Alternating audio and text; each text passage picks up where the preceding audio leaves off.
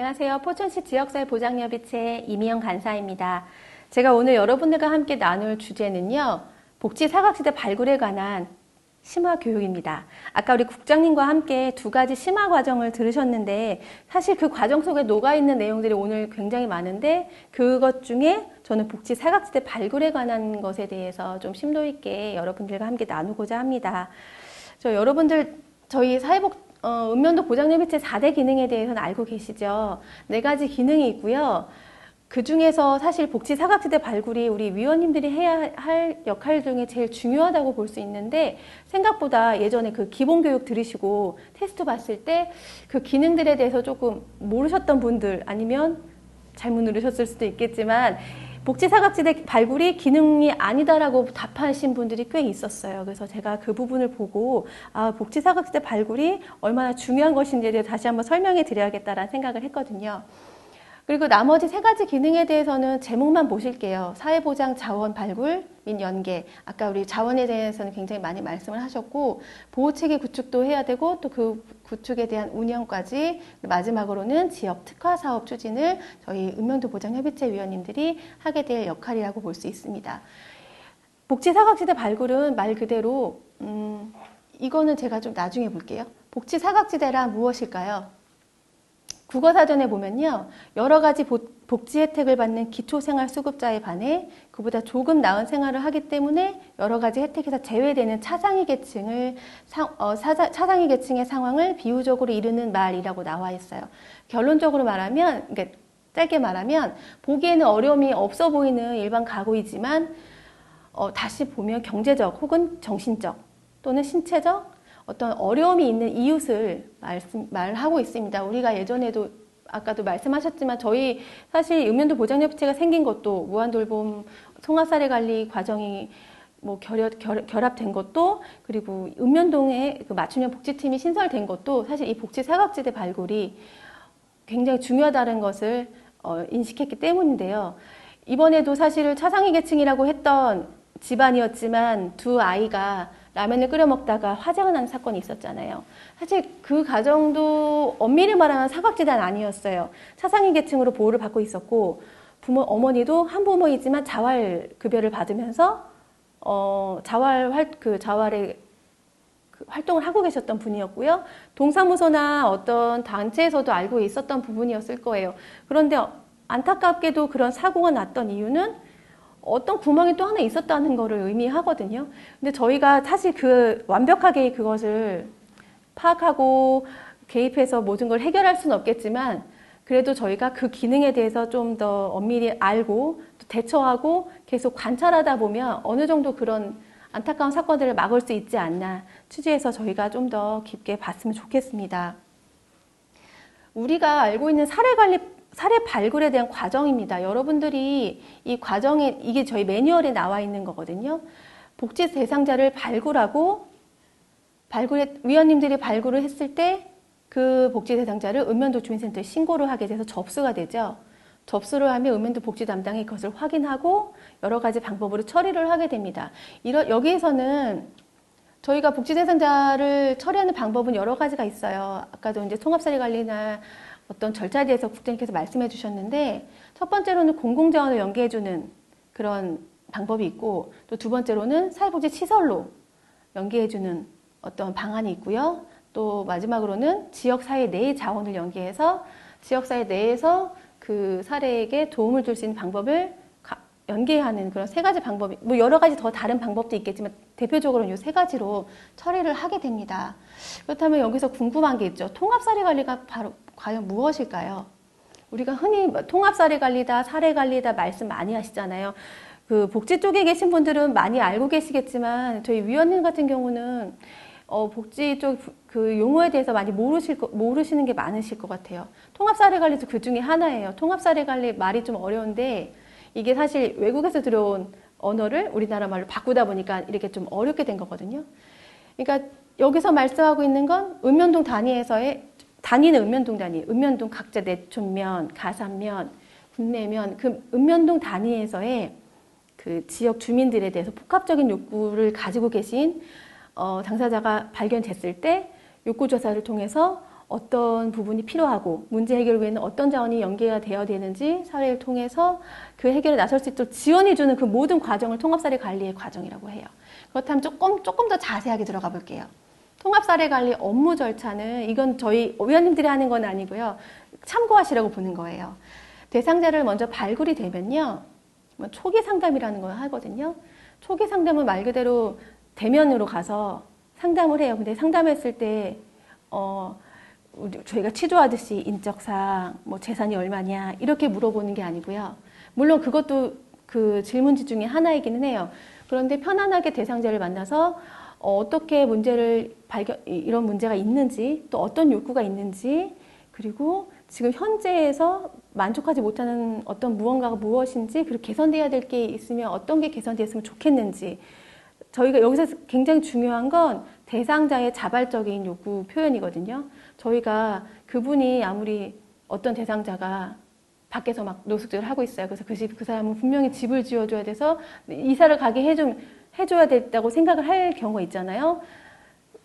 의뢰는 그렇게 들어올 수 있지만 막상 상담을 해보면 그분은 노숙 생활을 전혀 개의치 않은, 집이 필요 없다고 하시는 분들도 있어요. 그런 분들에게 관리자의 입장에서 내 욕구를 그분에게 반영할 수는 없는 거죠. 그분이 대상자가 갖고 있는 욕구가 무엇인지 파악하는 게 제일 첫 번째고, 사실은 초기 상담이 제일 중요해요. 거기서 욕구 조사를 하거든요. 욕구 조사, 어떤 문제가 있는지 사실 이렇게 표가 있어요. 표가 있어서 정서적인 문제가 있는지, 신체적인 문제가 있는지, 아니면 주거적인 환경에 문제가 있는지, 여러 가지 복합적인 요소들이 있는 틀 안에서 문제가 있다면 그 문제를 어떻게 개선하고 싶은지, 어떤 도움을 필요로 하는지까지 일단은 해요. 여기서 조심스러운 건 해준다고 하면 안 되고요. 이게 왜냐면 이게 저희가 상담을 할 때 이따가도 말씀드리겠지만 조사는 조사일 뿐이지 그거를 다 해줄 수 있는 약속은 아니거든요. 그래서 일단 조사를 하고 저 혼자 결정하는 문제가 아니잖아요. 사례회의를 같이 합니다. 그래서 통합사례관리 저희 맞춤형 복지팀이라면 팀장님이 있을 것이고 직원들이 있을 것이고, 만약에 필요하다면 외부 교수님 모셔서 사례회의를 해요. 그래서 이분이 필요할 때 여기서 대상자 접수가 되고 욕구조사, 위기조사까지 했어요. 그리고 사례회의가 개최가 되고, 여기서 이제 이 대상자는 우리가 대상으로 구분을 해서 어떤 지속적인 관리가 필요하다라고 결정이 되면 목표를 설정하고 하는 거고, 아니다, 아직은 사례관리로 우리가 주기에는 좀 미흡하다라고 하면 사후관리, 대상자 선정이 안 될 수도 있어요. 그래서 대상자 구분 및 선정을 할 때도 중요한 건 공적 부분에서 이제 뭐 재산이라든지 그런 걸 볼 수도 있겠지만, 사실 민간기관에서는 그런 걸 보기가 쉽지 않기 때문에 이거를 엄밀히 말하면 그것까지 보고 정하진 않아요.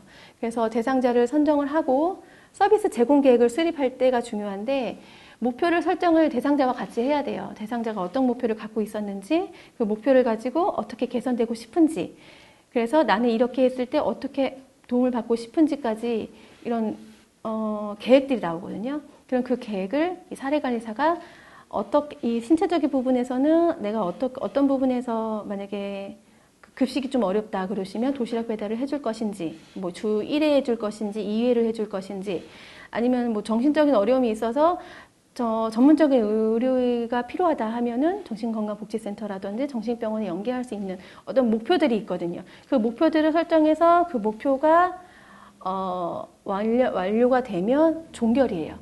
종결인데, 종결을 하고 나면 사실 아까도 말씀드렸지만 대상자가 사례관리가 접수가 되고 진행이 돼서 종결을 했을 때 그 문제뿐만이 아니라 다른 문제가 또 생길 수도 있잖아요. 그래서 사례관리는 보통 저희는 뭐 1년, 사실은 이제 정부에서는 1년 안에 시작해서 끝나라고 권고를 하는데, 실무자 입장에서 같이 이렇게 하다 보면 1년 안에 끝나는 대상자가 거의 없고, 보통은 종결을 치고 다시 개입을 하는 경우가 되게 많아요. 그래서 사실 사례관리라고 하면 그분 대상자가 어느 정도 자립할 수 있을 때까지, 지지체계가 마련될 때까지, 도움을 줄 수 있을 때까지로 하는데, 어떤 분은 좀 흔히 소위 말하는 평생 관리해야 된다라고 얘기도 하기는 해요. 그래서 굉장히 이런 부분이 좀 어려운 부분이긴 해요. 그래서 종결은 무조건 하기는 해야 돼요. 왜냐하면 목표를 3가지를 설정했으면 3가지가 완성이 됐다. 그리고 또 완료가 안 돼서도 종결을 해요. 왜 이런 부분 때문에 아니면 대상자의 어떤 뭐 요건이 변화되었다든지 어떤 상황의 변화 때문에 이 목표는 설정을 완료 못했어? 아니면 또 사례관리를 회의를 한 번 더 소집을 해서 모니터링을 하거든요. 모니터링을 해서 이 목표는 좀 수정을 해야겠다 하면 목표를 수정을 해서 그 목표가 완성이 되면 실행이 되면 종결을 하고 종결도 사례 회의를 하거든요. 종결 사례 회의를 통해서 이 사례는 어느 정도 문제가 해소가 되었으니 사후 관리를 통해 다시 문제가 생겼을 때 개입하기로 한다라고 끝나는 거예요. 이런 절차가 사실은 한 대상자를 마련을 해서 업무 절차가 있는데 이거는 참고하시라고 보시는 거고 여기 그렇다면 통합사례 관리에서의 우리 위원님들의 역할은 무엇일까 볼 수 있겠죠. 제일 중요한 거 아까 말씀드렸듯이 대상자 발굴입니다. 지금 지역사회 내에서 위기가구를 발굴하는 게 우리 여러분 위원님들의 역할이고요. 그리고 아까 여기 보시면 통합사례관리 업무 수행을 위해 읍면동 보장예비체에서 아까 말씀드렸던 마을복지계획을 수립한다든지 사각지대를 보호하는 예방 차원에서 또 지역사회 자원 발굴 연계 등을 통해 대상자를 발굴하고 또 자원을 연계해 줄 수 있는 그런 역할들을 우리 위원님들이 하실 수 있으세요. 그렇다면 조금 자세하게 볼게요. 위기가구 발굴을 어떻게 하느냐. 대상은요. 사실 그 읍면동에 사시는 저희 위원님들 보면은 다는 모르겠지만 제가 이제 몇 군데 가서 보면 동네마다 사시는 분들 대표성 있는 분들이 계시더라고요. 그리고 어떤 기관의 대표로 오신 분들 아니면 어떤 연합 뭐 회장님이라든지 아니면 주민자치위원회 어떤 복지분과에서 이렇게 오셔서 이렇게 위원들이 구성이 돼 있는데 그분들이 볼 수 있는 아까도 우리 국장님께서 분과를 나눴으면 좋겠다라고 했던 부분이 그러니까 발굴 분과와 나눔 자원 분과가 분리가 되어 있으면 발굴 분과에서 조금 발굴을 집중적으로 좀 할 수 있겠죠. 그러면 예를 들면 내가 살고 있는 지역에 보니까 옆집을 보니까 옆집이 요즘에 좀 위기가 있는 것 같다 라고 생각하면 발굴을 하는 거예요. 근데 여기에서 조금 대상으로 보는 가구 저희가 세 가지로 보거든요. 탈수급자는 뭐냐면 수급을 그동안 받았었는데 어떤 재산이나 아니면 부양가족의 소득으로 인해서 갑자기 수급이 중지가 되시는 분들이 있어요. 그런 분들은 사실 계속 도움을 받다가 도움을 받지 못하게 되면서 받는 그 타격이 굉장히 크거든요. 그리고 물론 탈수급이 된 사유가 본인과 직접적인 연관이 있다곤 하지만 그 이득이 자기 그 수급자에게 이득이 바로 오시는 경우가 거의 없어요. 예를 들면 어떤 어르신이 수급자였는데 그래서 병원비 혜택이라든지 수급비를 지원받아 생활을 하셨었는데 연락도 안 되는 한 셋째 아들이 수입이 갑자기 많아져가지고 수급이 중지가 되신 거예요. 그럼 이분은 그 아들이 돈이 많이 벌었다고 아버지한테 돈을 계속 보내주시는 게 아니잖아요. 그렇기 때문에 이 탈수급자에 대한 그 위기 사례는 굉장히 많아요. 그래서 탈수급된 분들에게 탈수급자가 위기 대상으로 볼 수 있고요. 두 번째는 차상위 계층이에요. 욕구 대비보다 그 욕구 대비 복지 서비스를 받는 내용이 충분치 않은 분들. 예를 들면 사실 수급자는 되게 어려운 조건임에도 저소득층이면서 기준 되시는 분 차상위로 혜택을 많이 받으시는데 사실 차상위 계층 중에 조금 사각지대가 많이 발생이 돼요. 왜냐하면 차상위 같은 경우는 교육 차상위, 교육급여만 받으시는 가족, 의료 차상위, 의료비만 받는 가족 여러 가지 차상위가 있어요. 한부모 차상위 하면 한부모 가족에게만 보는 한 달에 뭐 돈이 얼마 정도씩 들어오기는 하는데 그걸로는 충분히 만족스럽다기보다 그게 충분하지 않은 거예요. 생활하는데. 그런 분들이 대상이 될 수 있고요. 마지막으로는 신규로 발굴해야 되는 대상이에요. 이건 나중에 제가 좀 더 설명해 드릴게요. 자, 그럼 발굴 방법은 어떤 게 있을까요? 어떻게 할까요? 이따가도 말씀드리겠지만 우리 위원님들이 제일 잘 해주셔야 될 부분이 이거거든요. 일단 위기 사례를 발굴할 수 있는 위기 징후들이 있어요. 여기 제가 5가지를 정리를 해봤는데 단전, 단수, 그리고 단가스 이게 3개월 이상 체납이 되면은 단전이 되잖아요. 체납된 가구들을 위기가구로 일단 1차로 볼 수 있고요. 그리고 건강보험료 체납이 6개월 이상이 되면 위기가구라고 저희가 일상적으로 볼 수가 있어요. 그리고 그 가구 내에서 주 소득자, 돈을 벌어와서 생활을 했던 소득자가 실직을 한다거나 또는 질병에 노출돼서 이제 근로를 못한다거나 그러니까 나이가 들어서 일을 못한다거나 그런 사망한다거나 이런 부분에 대해서 위기 사유가 발생했을 때 그 위기 대상으로 저희가 징후를 볼 수 있고요. 네 번째로는 아동의 학대, 방임 등의 징후가 있을 때 사실 아동학대는 굉장히 접근하기 어려운 가구이긴 한데 아동학대 징후가 조금 알겠다. 학교에서 많이들 알고 사실 학교 선생님들이 제일 먼저 아시게 되거든요. 이런 징후들 이거를 저희 의뢰를 해줄 수가 있겠죠. 이런 대상자들을. 그리고 마지막으로 일정한 거주지 없이 생활하시는 대상자들. 그런 분들 5가지 부분을 봤을 때, 이 정도면 위기가구겠다라고 생각해서 저희 읍면동복지센터나 저희 회의를 통해서 발굴 대상자를 지원을 해주시는 거예요. 접수를 해주시는 거예요. 그리고 저희가 대상자를 의뢰할 때 반드시 지켜야 될 4가지가 있습니다. 아까도 누누이 국장님께서 말씀하셨는데, 일단은 의뢰 대상이 누군지를 정확히 알아야 돼요. 그분의 주소. 조금 더 자세히 알려면 성함하고 생년월일 정도는 말씀을 해주셔야 이 복지 전산망에서 찾을 수가 있고요.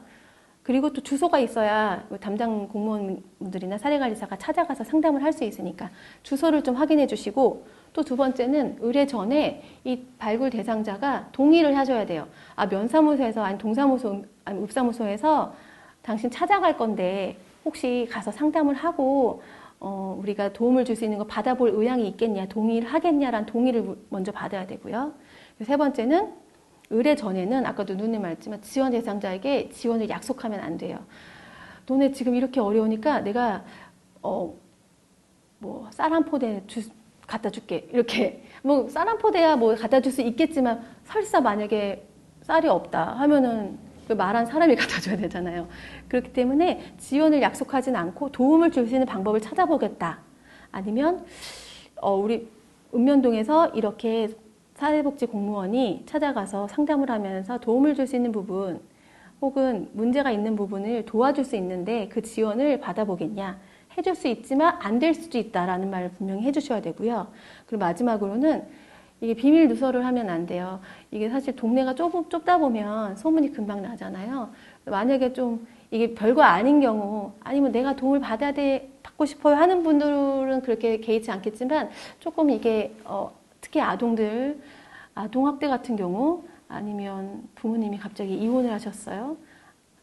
이건 실제로 있었던 건데 엄마가 이혼을 했는데 이유가 이제 엄마의 외도 때문에 가출을 했던 상황, 이런 것들이 사실 아이들에게 되게 상처가 될 수 있는데 이것들이 이제 사실은 우리 회의하는 위원들이나 아니면 공무원분들만 알아야 될 내용들이 이렇게 발설이 되면 소문이 나면 그 아이의 귀에까지 들어가게 되는 경우에 있었거든요. 그렇게 되면은 사실 사회복지사도 찾아가기가 되게 어려웠었어요, 그때는. 어쨌든 비밀 누설이 굉장히 중요하고 도움이 필요한 그건 괜찮아요. 그리고 또 동의를 구해야 되거든요. 사실 아까 통합사례관리사 제가 업무 절차에도는 말씀 안 드렸는데 거기서는 저희가 받아야 될 서류 중에 동의서가 있어요.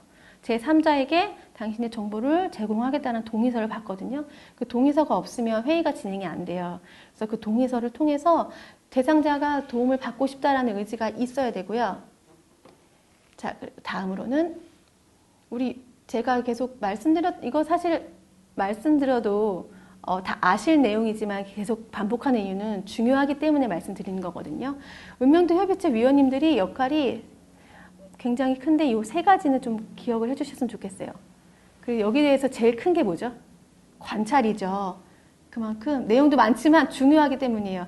여러분들이 여기서 제가 썼는데 관심이 있어야 알 수 있고요. 그리고 때로는 정보도 알아내야 할 때가 있어요. 그러니까 그냥 들리는 소문에 옆집이 어렵다더라. 어려우니까 한번 가서 보세요. 라고 하기 전에 한번 알아볼, 한번 만나서 뭐가 많이 힘들었어? 아니면 어떤 부분이 조금 뭐 지원을 받고 싶은지 아니면 어떤 일이 있었는지 정도는 이게 친하지 않더 친한 사이면은 뭐 더 할 수 있겠지만 한번 이렇게 관심을 갖고 방문해 주시는 것도 좋고요. 그리고 아까도 말씀드렸던 위기 사례를 발굴할 수 있는 위기 징후들 있잖아요. 이것을 조금 중점적으로 보시면 저쪽 집 보니까 벌써 가스가 그 체납됐다고 딱지가 붙어 있던데 무슨 어려운 일이 있었나? 하고 의뢰할 수 있겠죠. 그리고 좀 그 집이 좀 일면식도 없는 초면이다 싶으면 그냥 읍면동 협의체 아니면 그 담당 공무원에게 의뢰하는 게 가장 좋고요. 그렇지 않고 조금 알고 있는 사람이라 하면은 정보를 알아보는 것도 괜찮습니다. 그리고 연계. 밑에 보시면 만약 긴급한 건이다. 예를 들면 저희 옆 동네에 화재가 났어요. 화재가 나서 물론 긴급 재난 지원을 받으시죠. 적십자에서도 뭐 보호 물품도 받으시고 어디에서 하시는데 이게 화재가 나서 그 화재를 복구하는데 오랜 시간이 걸리는 경우가 있었어요. 그 집이 다 타버린 거예요. 그래서 한 6개월이라는 시간 동안 거기를 공사하고 보수하려면 그 긴 시간 동안 사실 마을에 관해서 그분들이 지내기가 어려웠잖아요. 그러면 이 집에 우리가 뭘 해줄 수 있을까라고 그때 한번 저희 위원님 중에 한 분이 위기 가구다에서 이렇게 제안을 하신 적이, 그러니까 의뢰를 하신 적이 있었는데 이런 경우 만약에 긴급하게 지금 오도 갈 데 없는 대상자가 있다. 이게 긴급하잖아요. 이런 긴급한 건일 경우에는 일단 좀 회의가 소집이 당장 임시회의도 못할 것 같다. 그럴 때는 일단 사회복지 담당 공무원에게는 1차적으로 알리시는 게 굉장히 중요하고요. 그리고 나서 그리고 보장료 매체의 그 안건으로 상정해서 지원받을 수 있게 하는 것. 여기까지가 우리 위원님들의 역할입니다. 그래서 사실 저희가 많은 대상자들 발굴해서 안건을 내잖아요. 그리고 나서는 사실 그 이후에 어떻게 진행됐는지 궁금한 적 많으시잖아요. 사실 저도 회의를 몇 번 참석해 보면서 느낀 거지만 이 대상자의 의견은 되게 많이 나왔어요. 오늘은 이 대상자 이것도 해줘야 될 것 같고 저것도 해줘야 될 것 같고 여기 지원을 좀 해줬으면 좋겠는데 라고 했던 대상자가 있어요. 근데 다음 회의 때 가면 어떻게 됐는지 궁금하잖아요. 그래서 저는 좀 공식적으로 이거는 매뉴얼에 있는 건 아니지만 공식적으로 서기라든지 아니면 뭐 팀장님, 그 간사님의 역할을 통해 회의록을 통해서 좀 이렇게 공유가 됐으면 좋겠어요. 그 현재 상황, 그리고 또 위원님들도 요청할 수 있는 거죠. 피드백을. 제가 그때 의뢰했던 그 가구 지금 어떻게 진행이 됐는지 알고 싶다. 그러면은 그 과정에 대해서 간략하게 설명을 드릴 수 있는 어떤 체계가 좀 있으면 좋지 않을까.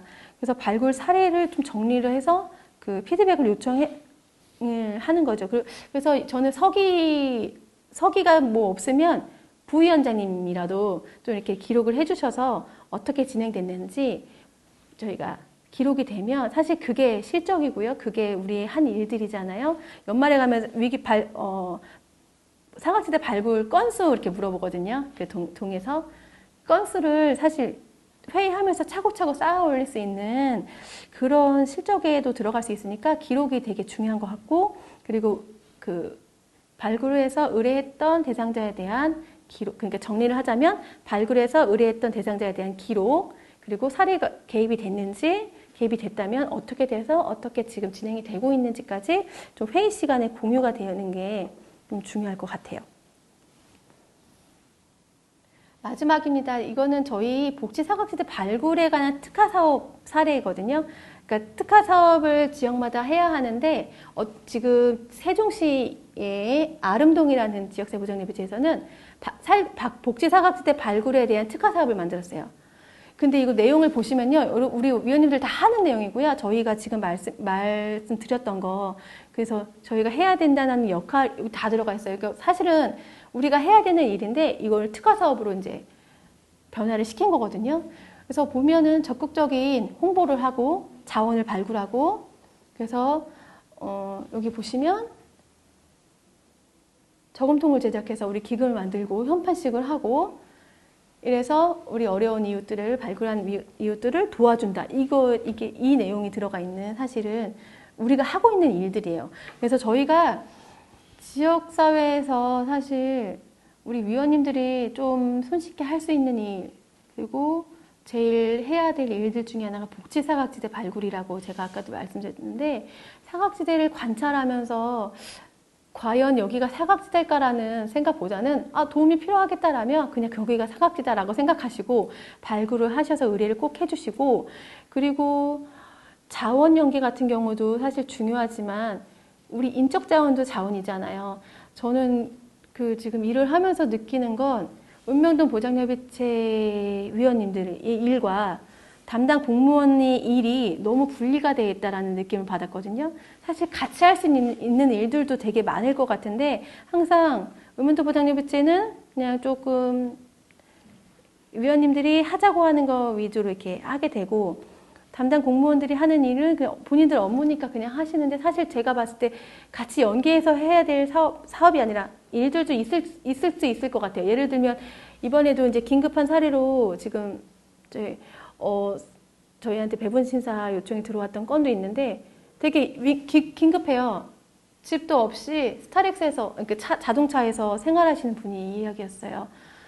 근데 그분한테 필요한 거 분명 의료비이고 병원 진료지만 조금 더 나아가서는 읍면동 협의체 위원님들이 그분들을 좀 이렇게 만나서 할 수 있는 방법을 찾아보는 것도 좋지 않을까. 이런 연계도 조금 전 유기적으로 하면 조금 읍면동에서 할 수 있는, 위원님들이 할 수 있는 일, 그리고 담당 공무원들도 할 수 있는 일이 조금 더 쉬워지지 않을까. 그리고 결과적으로는 읍면동이 어려운 이웃들에게 좀 효과적으로 지원을 해줄 수 있는 방법들이 생기지 않을까. 이거는 제 작은 제안이고요. 그렇게 유기적으로 연결할 수 있는 그런 기능들이 조금 더 보완이 되었으면 좋겠고, 그래야지 위원님들의 역할이 커지고, 커진다기보다 위원님들의 역할이 많아지고, 그 역할을 담당해 내시면서, 우리 읍면동 협의체 위원님들이 있지? 이거 어려운데, 이 대상자한테 해줘야 되는데, 맞아. 우리는 읍면동 협의체 위원님들이 어떤 분이 이걸 할 수 있지? 그러면 이렇게 그렇죠? 사실 위원님들이 자원이 될 수도 있거든요. 그래서 그런 부분에서 연계가 되면 조금 더 효과적으로, 그리고 좀 대상자들에게 좀 더 많은 도움이 되지 않을까 싶습니다. 지금까지 제가 이 방송으로 교육하는 게 너무 처음이라 어색하기도 하고 실수도 많고 말도 버벅대고 그랬는데 양해해 주시고, 사실은 사각지대 발굴을 계속 반복해서 말씀드리는 건 그만큼 중요한 거고, 지금도 사실 계속 중요하다고 말씀드리는 건 사각지대라는 말보다는 그냥 우리 이웃에게 어려움이 있다. 저 이웃은 좀 어려움이 있을 것 같다. 설사 그게 위원일지라도 저는 대상자가 될 수 있다고 생각해요. 제가 사례 관리를 하면서 느꼈던 제일 첫 번째 하나는 저는 지금까지 대상자를 그 틀 안에 가둬놨던 것 같아요. 편견이죠. 옷을 좀 남루하게 입어야 되고, 좀 집을 못 살아야 되고, 집은 막 형편없어야 되고, 애들은 막 꼬질꼬질, 그런 집만 좀 도와줘야 된다라는 편견이 있었던 것 같아요. 그래서 위기 대상자를 발굴하고 제가 이렇게 방문했을 때, 어디 집에 갔는데, 집이 깨끗해. 우리 집보다 좋은데? 막 이런 자신만의 기준이 있거든요. 그러면, 이 집은 안 도와줘도 되겠네. 그리고 또 동네가 좁다 보니까 형제, 사촌, 이렇게 가족들이 모여 사는 경우도 있잖아요. 제가 이거 경험했던 것 중에 하나는 어떤 대상자분이 수급자셨어요. 근데 모든 분들이 그분을 도와주면 안 된대요. 이유는 그 형 위에서 땅이 몇만 평 갖고 있는 형도 있고, 저쪽 고모는 돈도 많은데 걔를 왜 도와주냐. 사실 저희 통합사례관리는 기준이 한 가구예요. 원가구, 엄마, 아빠, 자녀, 요 세대. 그리고 때로는 한 명으로 볼 때도 있어요. 대상자 한 명. 그래서 사실은 그런 체계도 중요할 때도 있지만, 가끔은 우리 편견 때문에, 우리가 갖고 있는 주관적인 관점 때문에 도움을 받아야 되실 분들이 도움을 받지 못하는 경우가 있지 않을까라는 생각이 들거든요. 그래서 제가 지금 말씀드렸던 요 기준들, 그러니까 사실 객관적인 기준들이 어떨 때는 중요할 때도 있더라고요. 그래서 그 대상자가 내가 될 수도 있고요. 옆에 있는 분이 될 수도 있고, 사실 그래요. 왜냐면 어떤 분이 굉장히 잘 지내고 있는 것 같은데 들어가다 보니까 이 여자분이 경력이 막 많이 단절이 돼서 다시 아이를 키우고 일을 하려고 하는데 취업이 안 돼요. 그것도 사실 문제 중에 하나거든요. 그러면 그 문제를 가지고 그분이 취업이 잘 될 수 있도록 도와주는 거, 이것도 사례관리거든요. 그래서 사례관리 대상자 아니면 뭐 사각지대 발굴 대상자를 꼭 굳이 못 사는 집 아니면은 정말 혼자밖에 없는 외로운 어르신들, 독거노인이란, 그러니까 사실 그것에 한정 짓기보다는 저희가 말씀드렸던 징후들이 있는지, 그래서 어려움이 있을 왜냐면 조금만 도와주면 다시 일어설 수 있는 힘을, 오히려 그분들은 사실 이거 하나만 도와주면 바로 자립해서 생활할 수 있는 분들 있잖아요. 그러면 정말 이건 우수 사례거든요. 왜냐면 완전 종결이거든요. 그래서 사실 이런 대상자 구분도 좀 객관적인 기준으로 봤으면 하는 게 제 바람입니다. 오늘은 여기까지 하겠습니다. 다음에 또 뵙겠습니다. 감사합니다.